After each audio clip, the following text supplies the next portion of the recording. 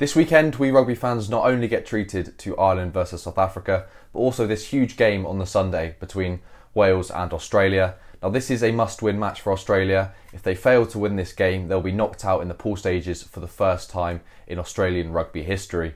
A lot's on the line for Eddie Jones's men, and I'm just going to run through the lineups between the two sides. Wales go for the front row of Thomas, Elias and Francis.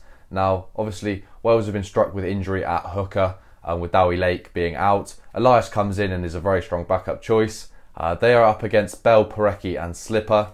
Now, if I had to choose one front row, I'd probably lean slightly towards the Australians. Obviously, they would prefer to have Tupou at tight head, but he's having all sorts of trouble with injury of late, so he's not starting. And Porecki at hooker, I think he stepped up quite a bit with a little bit of leadership as well, with the absence of Will Skelton. Now, speaking of Will Skelton, let's move into the second rows. Will Rowland partners Adam Beard for Wales. A strong second row combination who have been growing in sort of minutes of combination since the departure of Allen and Jones. They're up against Nick Frost and Arnold. Now, that is a very strong second row choice, and for Australia, they did very well in the line out last weekend against Fiji. Despite losing, they did nick a lot of Fijian ball at line out time, so Wales will have to be on the money to secure their line out ball. But obviously, Australia without the huge Will Skelton is quite a blow, and I'm sure they'll feel the weight of his absence. Moving into the back rows for Wales, Alan Wainwright, Jack Morgan and Taulupe Faletau are in the back row. That is an absolutely amazing back row, one of the best back rows in world rugby. They're still missing sort of Tipuric, who obviously retired prior to the World Cup. He'd be a great addition in there, but in Jack Morgan, you've got an exceptional replacement, and Wainwright certainly loves a big carry as well. And then the ever-present Taulupe Faletau, phenomenal athlete, phenomenal player, and as someone commented on my Team of the Week video, I think it was last week, Taulupe Faletau has always been in the sort of question for who's the best number 8 for the last sort of 5, 6, 7, 8, 9 years. So he's been at the top of the game for such a long time now. And then they're taking on Leota, Hooper and Valentini. Now, this isn't the Hooper in which we would be expecting to see prior to the World Cup. Michael Hooper is obviously not with this Wallaby squad, and instead you have Tom Hooper at 7. Look, he's very inexperienced, but he's been growing in game time minutes throughout the tournament and in the warm-up matches. So he'll look to go well against a real tough Welsh back row. Valentini, one of my favourites number 8s to watch, gets through so much work, and that'll be a big contest between him and Faletau. Moving into the back lines, Davies partners Biggar for Wales, really strong 9-10 combination. Biggar obviously playing his rugby in France. Look, he'll be aware of the conditions and what it's like to play in France. And look, if Wales go on to win this game, a lot of it will be via the boot of Dan Biggar. The 9 and 10 combination for Australia, McDermott and Donaldson. Now, if you look at both the Welsh nines, they both love to run, both love to snipe, and very exciting to watch. And then at 10, Carter Gordon is out.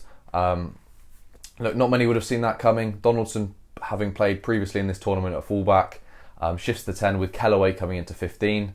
Now, Donaldson was probably one of the surprising inclusions in the Rugby World Cup squad for Australia, and now finds himself at fly half, sort of the position that dictates the game in Australia's most important match. Like, wow, it just completely swings and roundabouts, and he gets his shot.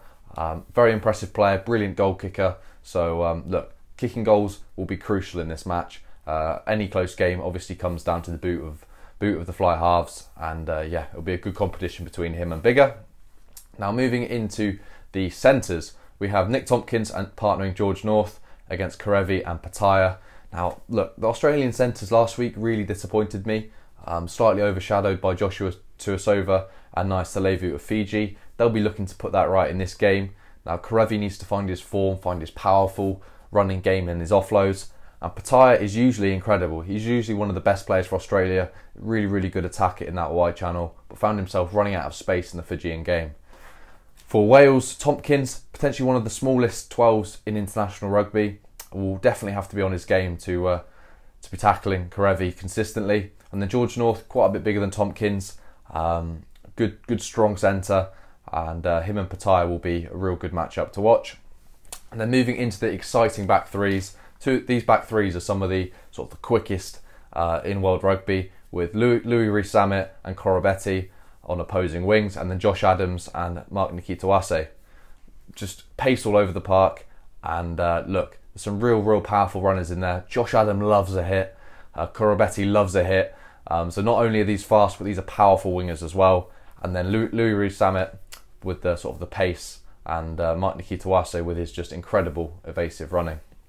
At fullback, Liam Williams, who's sort of been Wales' best player probably so far, probably hit between him and Jack Morgan, just incredible under the high ball, and yeah, he's a massive weapon for Wales. You stick a box kick up, send Liam Williams after it, and there's a good chance you either tap it back or retain possession. So he's invaluable for Wales. And then on the Australian side, Kellaway, look, it's very sort of rare that you get a player come straight back into the team after no warm-up matches in a knockout match. But it proves that Eddie Jones has put his trust in him.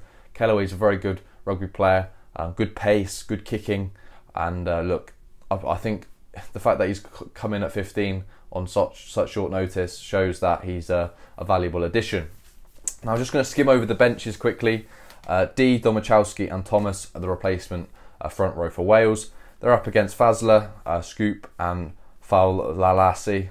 Apologies for the pronunciation there. Now, a couple of these names on the Australian bench I've not simply not heard of, so maybe that's just my rugby ignorance, but I don't believe they've been starting or in the match day 23 for Australia on many occasions.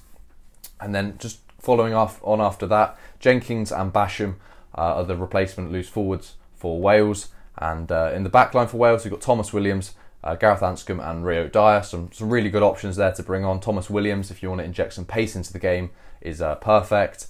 And Anscombe, incredible goal kicker, really good game manager. And then Rio Dyer for the pace in the back line. The rest of the replacements for Australia are Phillip, Fraser McWright, who've been really impressed with at Super Rugby level, Nick White, Carter Gordon and Vulivanu. Look, some incredible replacements on both sides really. I mean, Carter Gordon probably expected to play in this game.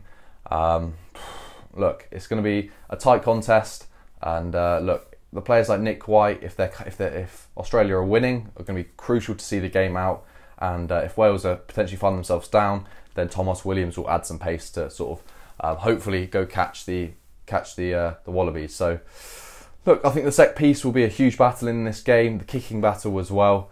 In terms of last time out, Australia actually defeated Wales coming back from sort of 20 points down in Cardiff to win 39-34 in what was probably the game of the year. In terms of what the bookies predict, they have it 50-50 straight down the middle, which is always a good sign for a big game.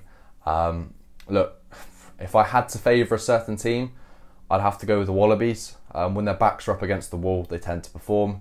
You saw them get walked all over against the All Blacks, and then the following week, the Aussies put in a real solid performance to only lose by 3 points. So look, when the chips are down, the Aussies will tend to fire up. So look, it's going to be an incredible encounter. Let me know your thoughts in the comment section down below. Let me know about the selections, what you're pleased with or what you're not pleased with.